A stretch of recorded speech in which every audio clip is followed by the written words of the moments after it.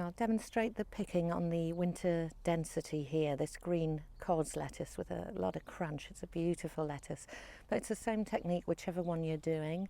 The first pick is the hardest because the stalk is quite near to the ground, and as you start picking, you'll find that the stalk rises up and the pick each time gets easier and easier.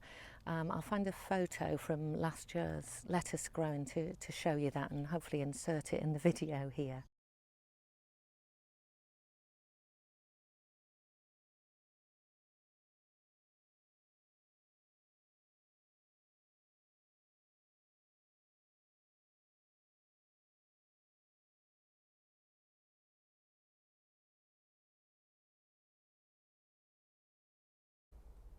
When I'm picking lettuce, I bring out two bowls. So I've got one little trug that hooks onto me. They're very handy, these. I use that to put in any weeds that I pick while I'm planting. You can see one here actually. There's one. So I'll pick those out as I go and just drop those into the trug. And then I drop the good lettuce leaves, the ones that aren't damaged, straight into here so I can do a salad spin when we go indoors.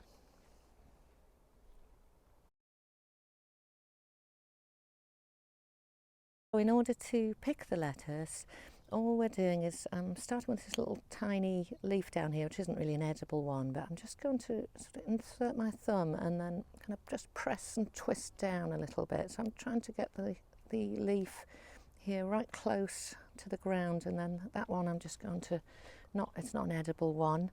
So I'll start now on the first lettuce leaf that looks like it's really ready to eat here. So I'm just gently pulling the lettuce down, getting my thumb towards the stalk, so I'm pushing right as far as I can go, and then if you listen for the click,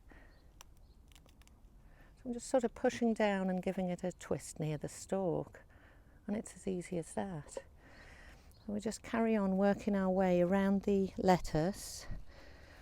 And if you find any leaves that have browned or got a bit of pest damage, we'll just get rid of those in the other pot. But otherwise, we just pick the lettuce, work our way around it. Just trying to get it really close to the stalk so you're not leaving sort of damaged bits of stalk on there. I'm just working my way around. This is where raised beds really help because my beds are quite high, but you would do this on your knees if you aren't lucky enough to have the high raised beds like me. So there they go. Just trying to do it without obscuring the camera makes it a bit more difficult. There's another one, and then back around to this end. So I'm just pushing down, getting my thumb right near until I can feel the stalk, and then I got my index finger underneath, and I'm just sort of pushing down and giving it a twist away. And there it is, beautiful lettuce leaf. And we keep doing that with the outer leaves. I'll take probably this one here, this big one off, and then that will probably be it, I think, for this one. There it goes. Maybe this one more. You can take more off than you think, but not right down to the bare bones, or it might not be able to come back. So there we go. Final lettuce leaf. So that's it. That's the first pick for this lettuce, and I'm going to carry on doing this with the rest of the lettuce and then show you my haul.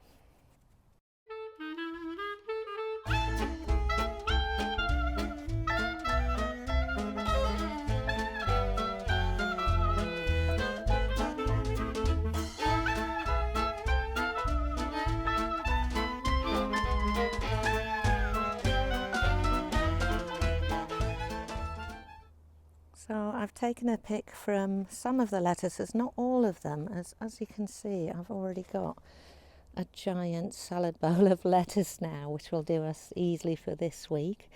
There's the ones that were either a bit damaged or a bit nibbled by something, and they'll go straight in the compost bin. And then as you're doing this, it's a really good idea to just weed as you notice things, or make sure you've picked up even the tiniest little bits of scraps as you've picked the lettuce. And we'll get rid of those as we go as well. So here we are, we're just going to give the salad a good wash in the sink and give it a spin and then get it ready for storing in the fridge.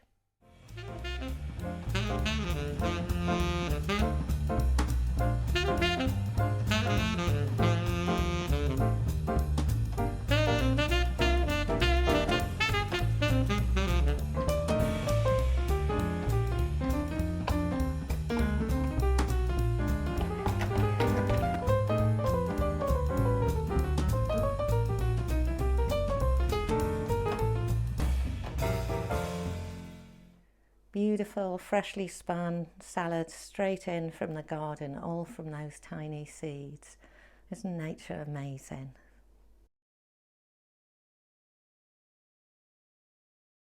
You can actually use your salad spinner and keep it in the fridge, but I use mine quite a lot. So I find what keeps lettuce really crispy all week is to put them in glass.